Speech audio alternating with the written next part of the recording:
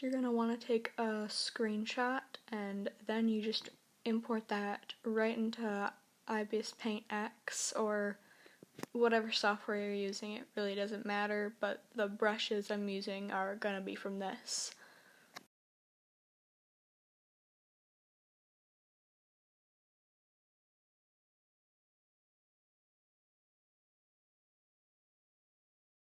And then what you're going to want to do is make a new layer and select the hair color of the character you're using. And I am using the pen fade brush. You can really use whatever brush you want, I just like that one. And you're going to want to just thin out the lines in the hair.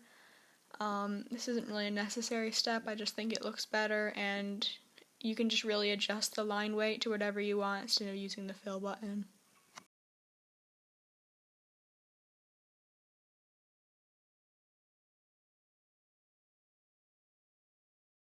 The next step is going to be making another new layer, and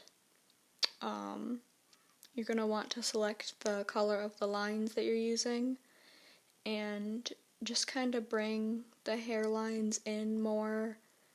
And as you can see in the video, I was adjusting with the pen size.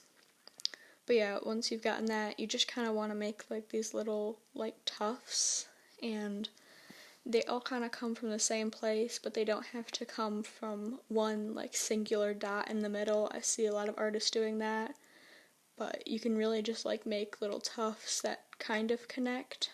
But like if you look at real hair, like if it's fluffy, it doesn't all come out of one singular dot. So just keep doing that with all the tufts of hair until you're done.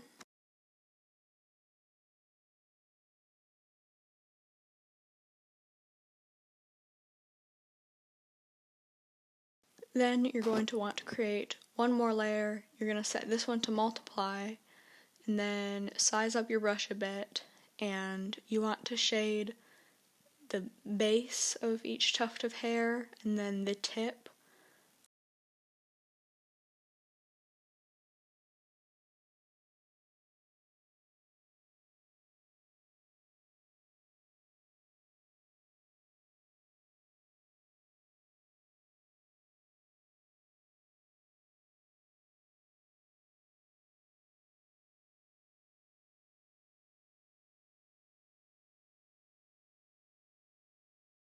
I slowed it down here because when you get to the back hair, I just normally shade like the whole thing in instead of doing the base and the tip because it's in the back, so obviously there's going to be more shadow.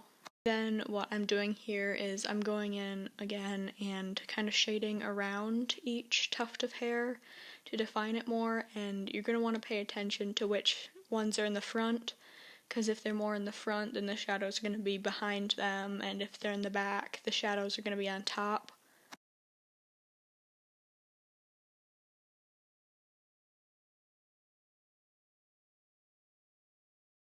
Just adjust the opacity to whatever you want, whatever you think looks nice.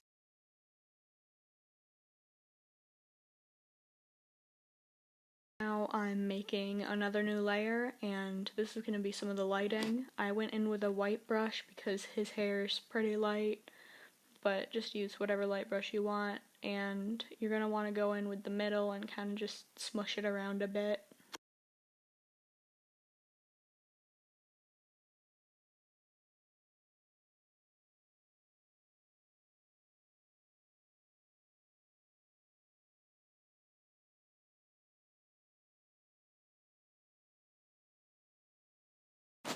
And I selected the soft or the hard light for this. You can do either soft or hard. It really depends on the context of your drawing, where the character is. Then I took the smudge brush and I'm using oil hair, and I'm just kind of smudging around the lighting going in the direction of the hair. Then just adjust the opacity of the layer. Like I said, you can use soft or hard light or any of the other lighting layer types.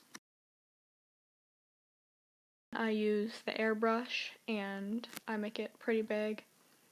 I use a reddish color. I think that's what works best. And what you're going to do is you're just kind of smush around like the base, and not the base, the tips of the hair. Then you put it to color dodge and mess around with the opacity. You can see I went in and fixed it a bit afterwards.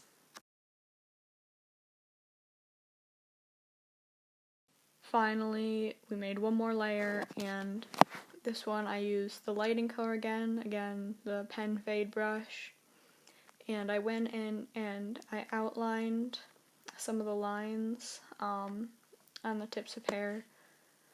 I was just messing around a bit. But yeah, you do this from the direction that the light is coming from. So in this drawing, the lighting is coming from the right, so all of the lighting is on the right side of the hair.